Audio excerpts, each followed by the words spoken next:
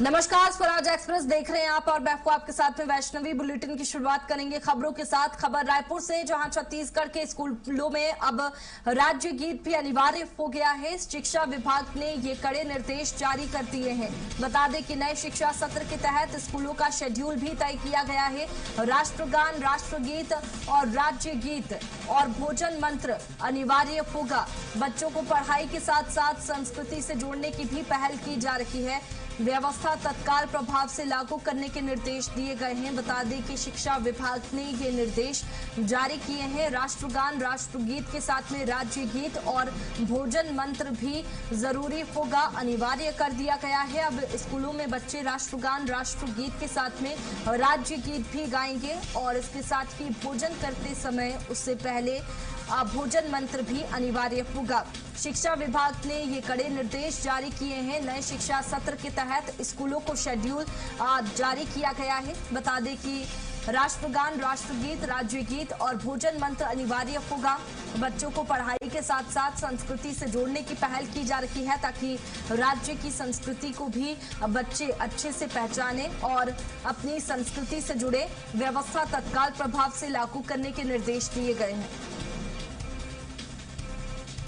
ज्यादा जानकारी के साथ दिलीप हमारे साथ में फोन लाइन पर जुड़ गए हैं। दिलीप, फिलहाल क्या कुछ जानकारी है, क्या निर्देश शिक्षा विभाग की ओर से दिए गए?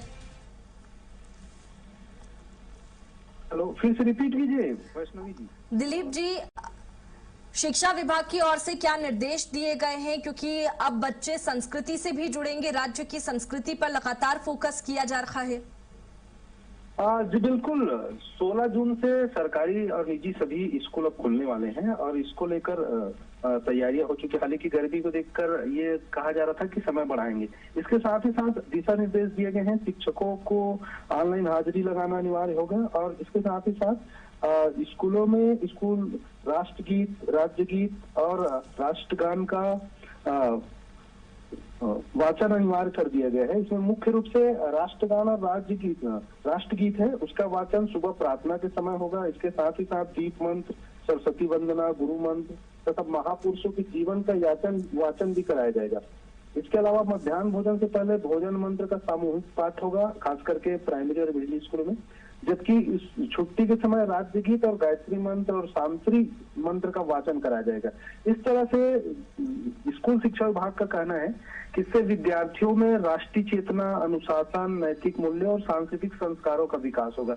इस तरह से सरकार की ओर से इस बार गाइडलाइन जारी किया गया है। आमतौर पे राष्ट्रगान और राष्ट्रगीत का ही वाचन होता था।